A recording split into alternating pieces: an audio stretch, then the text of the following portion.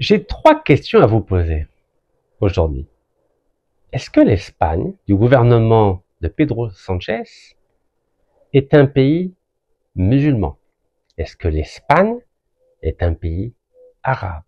Et est-ce que l'Espagne fait partie de la Palestine? Car lorsqu'on lit ce que vient de faire le gouvernement espagnol, c'est-à-dire d'annuler un contrat d'armement avec une entreprise israélienne, c'est un contrat de 6,8 millions d'euros. Cette entreprise de Tel Aviv s'appelle IMI System. On est en droit de se poser ces trois questions. Et ce sont ces trois questions que je voulais partager avec vous, car c'est exceptionnel, c'est courageux, et c'est tout à l'honneur et du gouvernement espagnol et des 45 millions d'Espagnols de dire non à la guerre en Palestine, non à la guerre à Gaza, non au génocide du peuple palestinien à Gaza par le génocidaire Benjamin Netanyahou, qui est frappé d'un mandat international pour crimes de guerre et crimes contre l'humanité. Il faut dire merci, merci, merci, et c'est ce que je fais aujourd'hui devant vous, publiquement. Merci au gouvernement espagnol, car il fallait le faire. C'est pas facile, vu les pressions médiatiques, les pressions diplomatiques des différents lobbies à travers le monde entier pour que cette guerre, ce génocide continue. Oui, merci, merci, et encore une fois, merci. Donc c'était le 24 avril, donc il y a quelques heures. Comment le gouvernement espagnol a justifié cette annulation de ce contrat de 6,8 millions de dollars?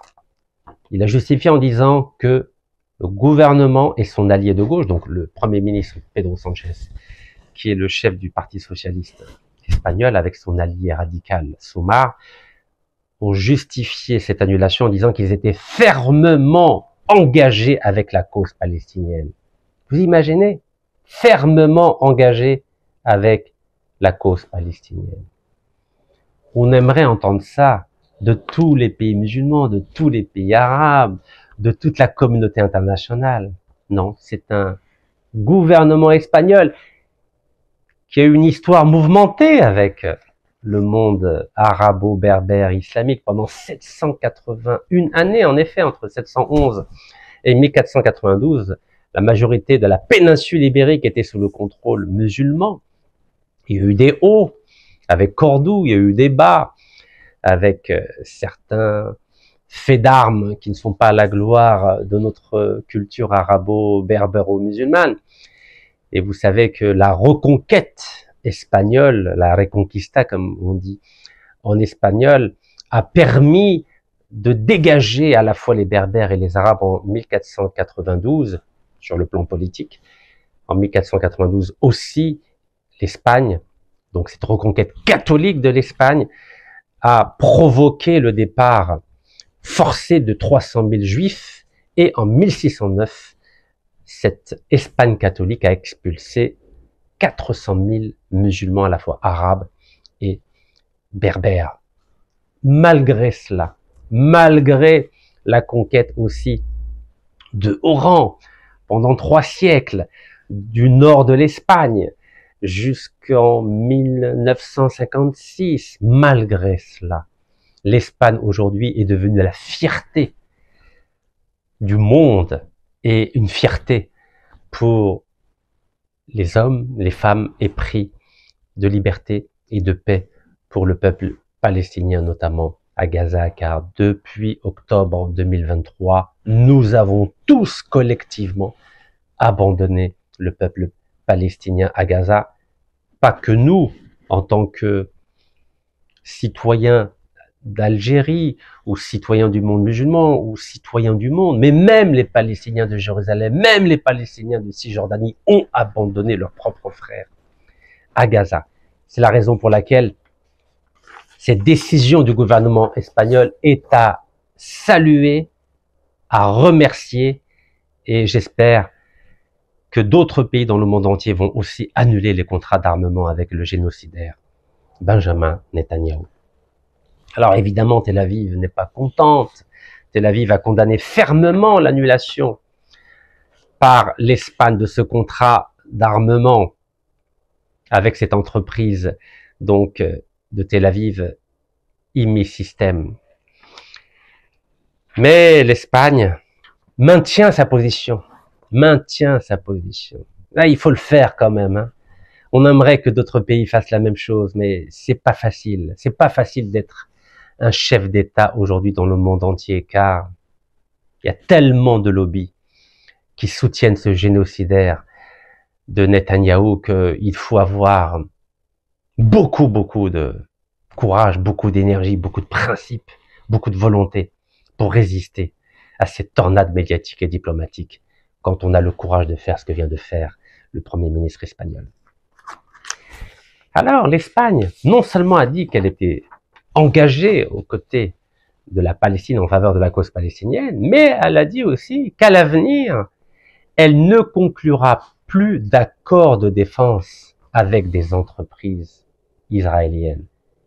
Donc vous voyez, au-delà de cette annulation de contrat, l'Espagne s'est engagée durablement à ne plus signer des accords de défense avec les entreprises israéliennes.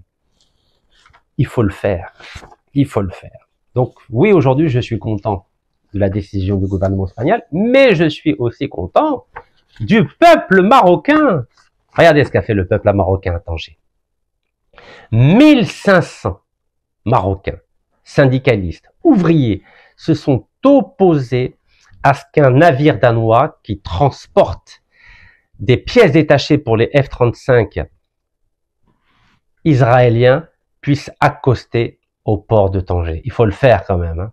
Donc oui, je suis très content du peuple marocain et de ces 1500 Palestiniens. Donc le titre de la dépêche AFP, c'est « Des centaines de personnes manifestent au Maroc contre un navire suspecté de transporter des pièces d'avions militaires vers Israël. » Selon des organisations de soutien aux Palestiniens et des syndicats de travailleurs portuaires marocains, un navire en partance des États-Unis à destination d'Israël devait accoster dans le port de Tanger. Comment ne pas saluer aussi ce courage des Marocains? Donc là aussi, c'était le 20 avril, il y a quelques jours, même pas une semaine.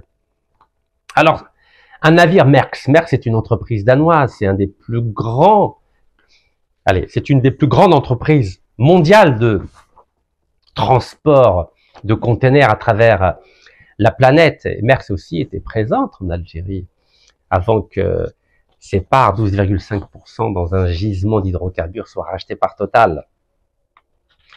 Et donc, ces Marocains qui n'étaient pas contents que leur pays collabore avec ce génocidaire de Netanyahou ont manifesté, notamment à la fois donc devant Tanger, mais pour dire que nous ne voulons pas de ce rapprochement avec Tel Aviv. Car en effet, ce port devait accoster vendredi au port de Casablanca et dimanche dans le port de Tanger. Voilà, Casablanca, capitale économique du Maroc, et Tanger, donc capitale maritime du Maroc. Il faut dire merci aussi aux Marocains d'avoir eu le courage de s'opposer pacifiquement à cet effort de guerre que consent le Maroc contre le peuple palestinien. Car ça veut dire quoi? Qu'est-ce qu'est en train de faire le Maroc? Le Maroc est en train de s'associer militairement à Tel Aviv pour massacrer le peuple palestinien. Il faut appeler un chat un chat. Quand un pays laisse accoster dans son propre pays des navires qui transportent des pièces détachées militaires à destination de Tel Aviv, qu'est-ce que cela veut dire? Ce n'est pas de la nourriture, ce ne sont pas des médicaments que ces navires transportent, ce sont des pièces détachées d'avions militaires. Je ne sais pas si le gouvernement marocain, et en l'occurrence le ministre des Affaires étrangères marocain, Nasser Bourita, est conscient de la gravité de ce qu'il fait. Est-ce qu'il est conscient, Nasser Bourita, que demain, il risque d'être poursuivi en justice lui aussi, pour avoir participé au massacre des Palestiniens?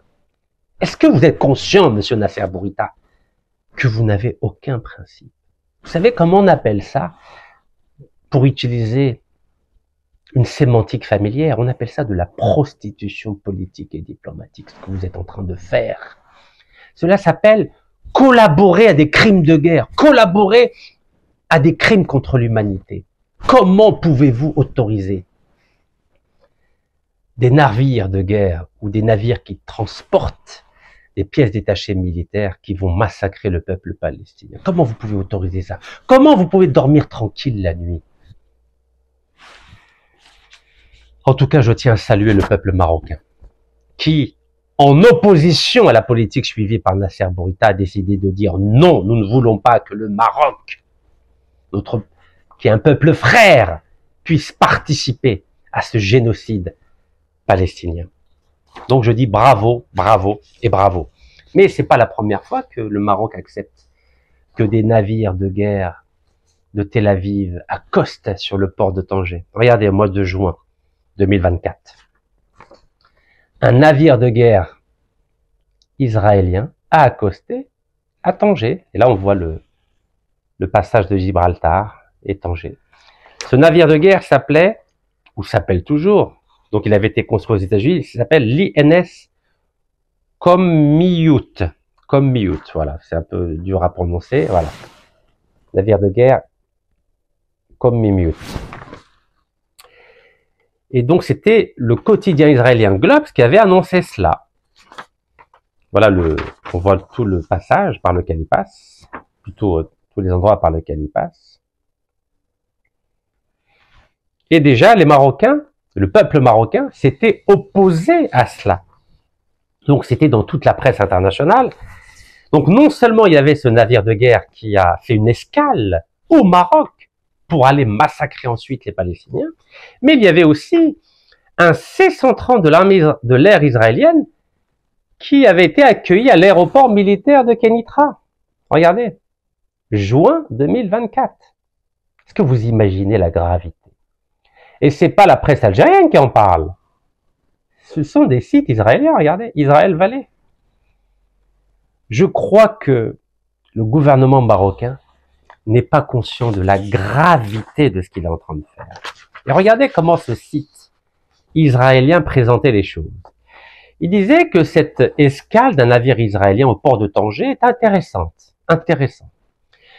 Il ajoutait que cet événement qui s'inscrit dans le cadre des accords d'Abraham signés en 2021, illustre la volonté des deux nations de poursuivre leurs liens diplomatiques et sécuritaires. Diplomatiques et sécuritaires. Je poursuis. Le Maroc, en tant que signataire des accords d'Abraham, s'est également engagé, le verbe est intéressant, engagé, dans une collaboration sécuritaire avec Israël. Donc les accords d'Abraham, c'est pas simplement on va échanger des ambassadeurs, donc en clair des accords diplomatiques. Non, non. Ce ne sont pas uniquement des accords civils, car qui dit diplomatie dit civil. Non. Le Maroc, donc Nasser Bourita, s'est engagé à aider militairement Tel Aviv contre les Palestiniens. C'est de cela dont il s'agit. Les accords d'Abraham ne sont pas simplement des accords diplomatiques, mais des accords militaires pour soutenir Tel Aviv contre les Palestiniens et contre les pays arabes voisins. C'est pas moi qui le dis. C'est Israël Valley, c'est pas moi. Israël Valley. Voilà, c'est pas la presse algérienne, c'est pas Rachid Nekaz, c'est Israël Valley. Donc je répète cette phrase car elle est importante. Le Maroc s'est engagé dans une collaboration sécuritaire avec Israël, c'est-à-dire le Maroc s'engage à assurer la sécurité d'Israël. L'accord signé en novembre 2021 lors de la visite du ministre israélien de la Défense à Rabat en est la preuve tangible. Donc vous voyez que Nasser Bourita a vendu son âme. Cela s'appelle de la prostitution politique et diplomatique. Il a vendu son âme. Alors je ne sais pas si vous connaissez un ancien ministre français qui était à la fois maire de Lyon, à l'époque c'était sous Jacques Chirac, il était ministre de Jacques Chirac, Michel Noir, maire de Lyon. Il disait qu'il préférait perdre une élection plutôt que vendre son âme. Et quand il parlait de perdre une élection, de quoi parlait-il? Vous savez qu'à Lyon, la présence du Front National était importante. L'actuel Rassemblement National avec un dur, hein, prof d'université, prof de japonais qui s'appelle Bruno Gollnisch. Et Michel Noir a toujours refusé de signer une alliance avec le Front National raciste et xénophobe plutôt pour gagner une élection. Donc il a refusé de signer avec le Front National une alliance électorale pour gagner une élection. Il a toujours dit que je préfère perdre une élection plutôt que vendre mon âme. Et aujourd'hui, que fait Nasser Bourita? Il préfère vendre son âme plutôt que de faire ce qu'a fait le Premier ministre espagnol, Monsieur Pedro Sanchez, qui a lui, il vend pas son âme, lui, son âme est plus importante que 6,8 millions de contrats avec Tel Aviv. Nasser Bourita, non, Nasser Bourita, il a préféré vendre son âme pour être accueilli dans les salons des capitales occidentales. Eh oui. Tout le monde ne s'appelle pas Michel Noir, monsieur Nasser Bourita. Vous êtes tout petit par rapport à Michel Noir. Eh oui. Et si vous connaissez pas de Michel Noir, vous pouvez taper sur Google qui est Michel Noir. Je préfère perdre une élection plutôt que vendre mon âme. Vous avez vendu votre âme. Tout ça pour être accepté dans certains pays. C'est triste ce qui est en train de se passer. En tout cas, l'avion C-130 de l'armée de l'air israélienne a bien atterri à l'aéroport militaire de Kenitra en mai 2024. Voilà, c'est écrit ici. C-130 mai 2024. C'est dur de faire de la politique aujourd'hui, hein, avec des gens qui se prostituent, qui vendent leur âme. Encore une fois, j'ai bien commencé cette vidéo pour saluer à la fois le gouvernement espagnol et pour saluer et remercier le peuple marocain qui a manifesté contre ce navire qui transportait des pièces détachées à destination d'Haïfa pour aller massacrer le peuple palestinien. Donc, bravo au peuple marocain. Ah, vous savez que beaucoup de pays à travers le monde subissent des pressions, des lobbies de Tel Aviv. Il y a des lobbies partout, vous savez, même en France. Vous savez, en France, le président Emmanuel Macron, qui en août 2022 a fait une visite officielle en Algérie avec 15 ministres. J'avais vu cette visite-là à travers la télévision algérienne, j'étais en prison à Chlef. Vous imaginez, moi, l'Algérien, le patriote algérien, j'étais incarcéré dans mon pays et je regardais cette visite du président français en août 2022 à partir d'une prison. Je me imaginais les moudjahidines des années 54 à 62 qui lisaient à travers la presse ce qui se passait dans leur propre pays. J'ai vécu la même chose à Chlef, la prison de Chlef, avec Abdelmoumen Khalifa, avec Hassan Harbaoui, le PDG de Kia Algérie, avec Mohamed Bayri, le PDG d'Iveco, donc représentant de Fiat en Algérie, avec le fils de l'ancien Premier ministre, Abdelmalek Sellal, qui s'appelle Fares Sellal. Et on voyait ça. On voyait les Français heureux de signer des contrats. Et que s'est-il passé 2 ans après, le 30 juillet 2024? Le président français a trahi l'Algérie, a trahi le président en reconnaissant de façon unilatérale la marocanité du Sahara occidental. Oui. Mais il n'a pas fait que ça, Emmanuel Macron. Qu'est-ce qu'il a voulu faire en 2019, juste avant l'élection de Si Abdelmajid Tebboune, en décembre 2019? Notre ami Emmanuel Macron a demandé au président d'Edison, voilà, Edison, c'était lui le président, À l'époque, il était président d'EDF, Électricité de France, entre 2014 et 2022. Et Électricité de France, donc EDF, possède à 99,4% Edison. Voilà, Edison, c'est une société italienne. Voilà, 99,4%, vous pouvez lire là. Donc Emmanuel Macron a demandé à monsieur Jean-Bernard Lévy, alors c'est pas Bernard-Henri Lévy, hein, je sais que ça peut prêter à confusion, donc Jean-Bernard Lévy, donc qui est président de EDF, qui contrôle Edison, donc monsieur Emmanuel Macron a demandé à son président d'EDF, donc qui est patron d'Edison aussi, de vendre à une société israélienne 11,5% que Edison possédait à Argen, à Energian. Alors là, il dit c'est une entreprise grecque, mais elle est cotée à Londres et à Tel Aviv. C'est une entreprise avec des actionnaires israéliens. Donc, il n'y a pas que le Maroc qui subit des pressions, qui a vendu son âme au génocidaire Netanyahou. La France aussi. Regardez, je vous ai fait la démonstration. Et heureusement que dès que M.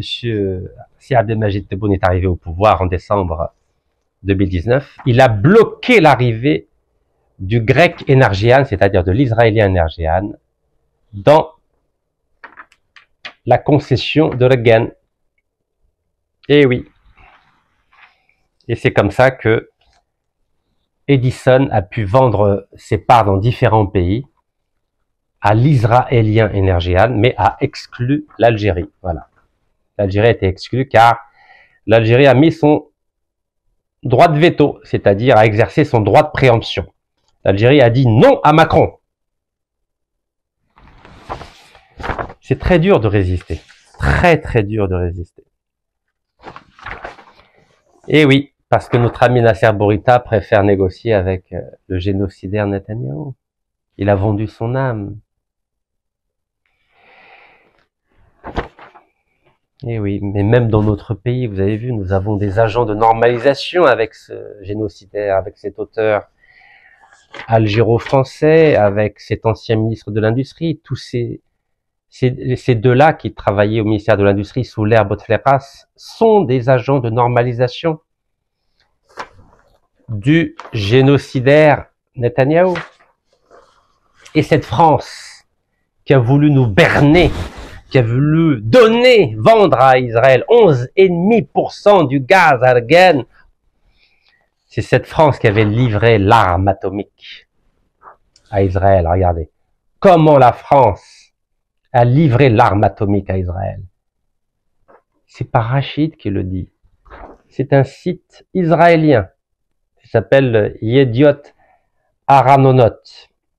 1er octobre 2023. Dans les années 50, le destin de l'État hébreu était l'une des priorités du pouvoir français. Le destin de l'État hébreu était l'une des priorités du pouvoir français, jusqu'à aujourd'hui d'ailleurs. Une politique d'aide militaire secrètement élaborée au ministère de la Défense français aboutit à un accord nucléaire jamais avoué. Lisez bien.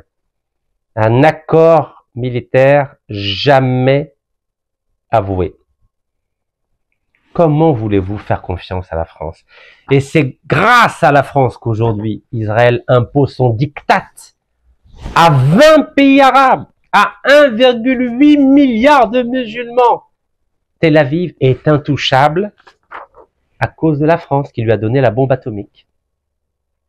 C'est à cause de la France que Netanyahou massacre les Palestiniens sans aucune sanction contre lui. Absolument aucune sanction contre lui.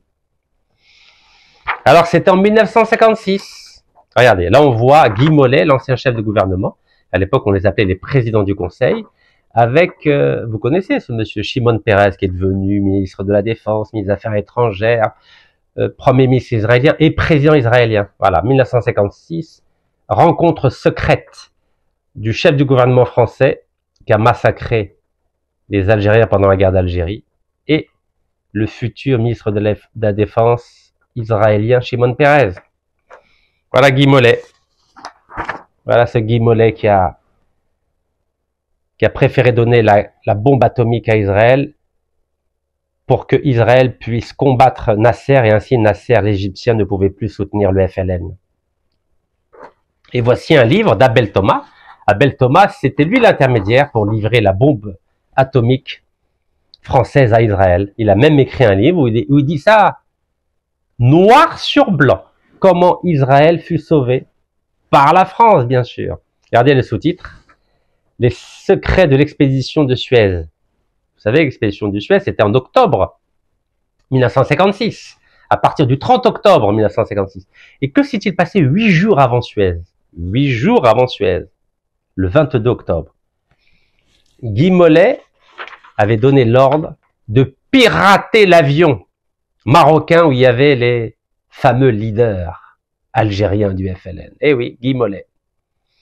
Donc Guy Mollet s'est entendu avec des Israéliens pour leur donner la bombe atomique et en même temps s'est entendu avec les Israéliens pour faire la guerre à l'Égypte de Nasser pour que l'Égypte de Nasser n'aide plus le FLN. Vous avez vu les conséquences 70 ans après du fait que la France a livré la bombe atomique à Israël, c'est qu'aujourd'hui Israël massacre des Palestiniens matin, midi et soir, sans aucune sanction de qui que ce soit. Tout ça à cause de la France. Aïe, aïe, aïe, c'est dur, c'est dur. Donc Abel Thomas, c'était lui l'intermédiaire entre la France et Tel Aviv pour livrer la bombe atomique française à Israël. C'est malheureux. Donc c'était octobre 56. Et octobre 56, vous savez ce qui s'est passé? Oui, la conférence à Tanger. Toujours Tanger, vous savez, Tanger joue un rôle important. Vous savez qu'à Tanger, il y avait 9 puissances qui étaient représentées à Tanger lors de cette conférence. En octobre 1956. Et c'était pendant cette conférence qu'il a été décidé que ces 9 puissances qui étaient représentées à Tanger se retirent du Maroc. Et en échange du retrait de ces 9 puissances de Tanger, le Maroc de Hassan II, parce que Hassan II à l'époque il était prince, c'est lui qui a livré l'avion où il y avait les leaders du FLN à Guy Mollet. Eh oui. Alors je sais que Feu et Ahmed a dit non, Hassan II n'y est pour rien, mais bien sûr que si, il y est pour quelque chose. Car au moment même où l'avion marocain, où il y avait les leaders du FLN, Feu Boudia, Feu Ben Bella, etc., Feu et Ahmed, à ce moment-là, il y avait une conférence à Tanger. Il y avait 9 pays occidentaux qui ont dit, OK, livrez les informations sur cet avion où il y avait les leaders du FLN à la France, et en échange, on se retire de Tanger. C'était au même moment. Regardez, vérifiez l'histoire. Et c'est à Tanger aussi qu'il y a eu la validation entre les Français et les Anglais pour aller bombarder Suez en Égypte avec Tel Aviv. Et ça s'appelle l'opération Kadesh. Voilà, l'opération Kadesh, c'est comme ça que Tel Aviv appelle cette opération à Suez. Eh oui, il y a eu d'abord des pourparlers en France, des pourparlers secrets en France entre les Britanniques et les Français, mais ces pourparlers ont continué à Tanger. Alors maintenant, pour finir cette vidéo, où j'ai dit beaucoup de choses,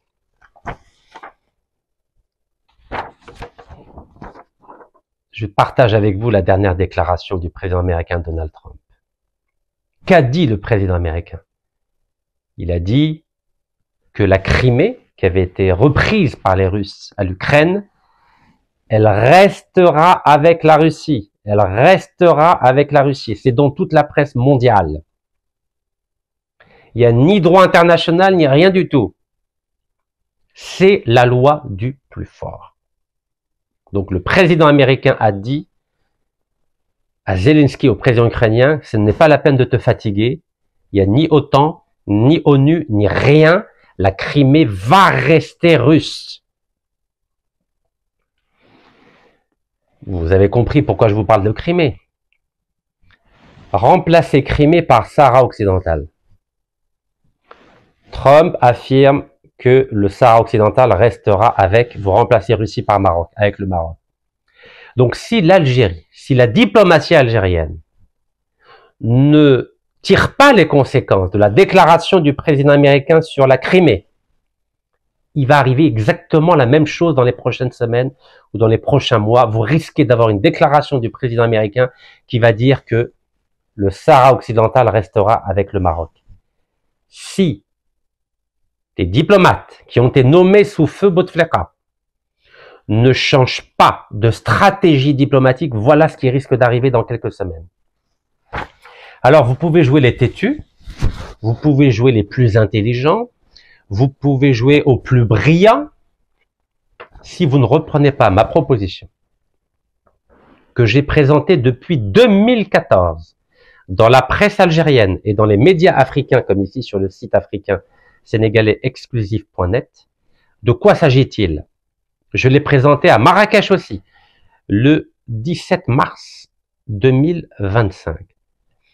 Si vous ne reprenez pas mon idée d'une double souveraineté, à la fois de l'Algérie et du Maroc, pendant 10 ans sur le Sahara occidental, vous risquez d'entendre dans quelques semaines une déclaration du président américain qui va dire que le Sahara occidental restera au Maroc. Ça fait 50 ans que vous avez échoué, je dis bien 50 ans. Il est temps maintenant de vous adapter et d'être un peu plus humble, un peu plus modeste et tenir compte et écouter les idées, les propositions d'autres partis que ceux qui ont été nommés sous l'ère Bouteflika et qui ont montré leur incompétence et leur incapacité à trouver une solution qui puisse susciter l'adhésion du Conseil de sécurité des Nations Unies, dont l'Algérie est toujours membre non permanent jusqu'à la fin de l'année. Alors cette proposition, je vous invite à la lire.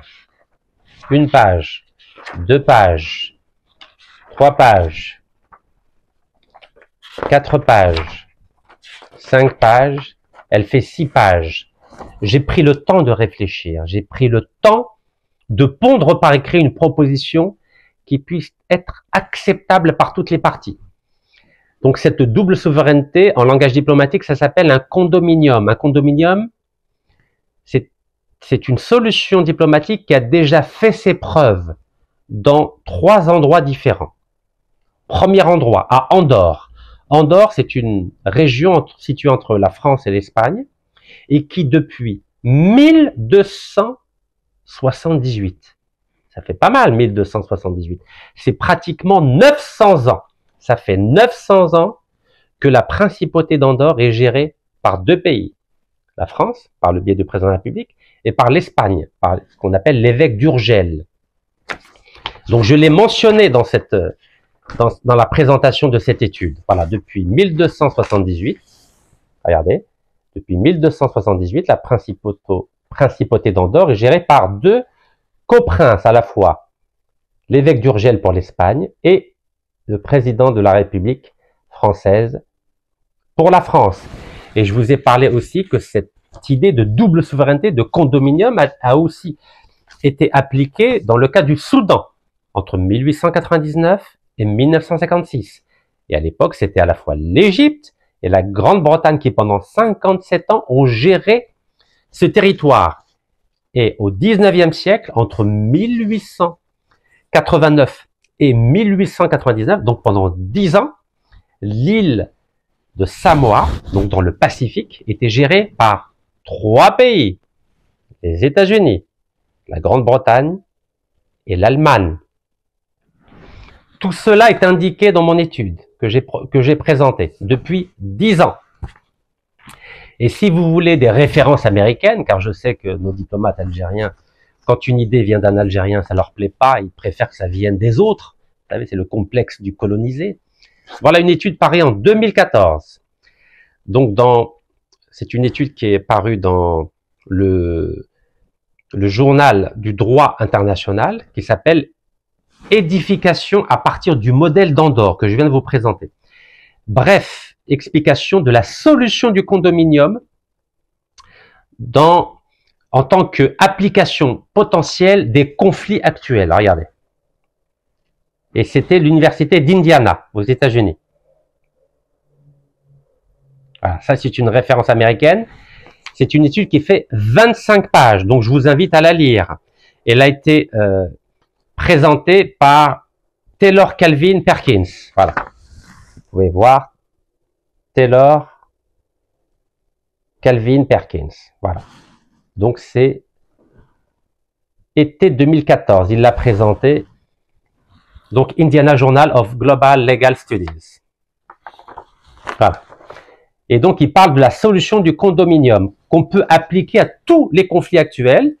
Et en l'occurrence, moi je l'ai appliqué au cas du Sahara occidental. Voilà, vous pouvez lire. C'est en anglais. Vous savez, tous les diplomates algériens, la quasi-totalité des diplomates algériens ont été nommés sous l'ère Bouteflika. Et vous savez très bien ce qui s'est passé sous l'ère Bouteflika. Il y a une 5e colonne dans notre pays. Et le président de la République lui-même l'a relevé au mois de mars dernier. Il y a une 5e colonne dans notre pays. Et cette 5e colonne n'a aucun intérêt à ce que l'Algérie puisse connaître des succès diplomatiques, économiques, politiques, etc., etc. Donc voilà ce que je voulais vous dire. Il est temps d'éviter que notre pays soit obligé, comme l'Ukraine de Zelensky, de reconnaître le côté russe de la Crimée.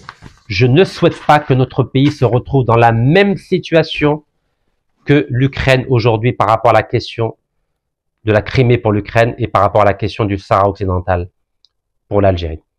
Donc, barakallahu fikum, tahiyat jazair, Allah yarham shuhada.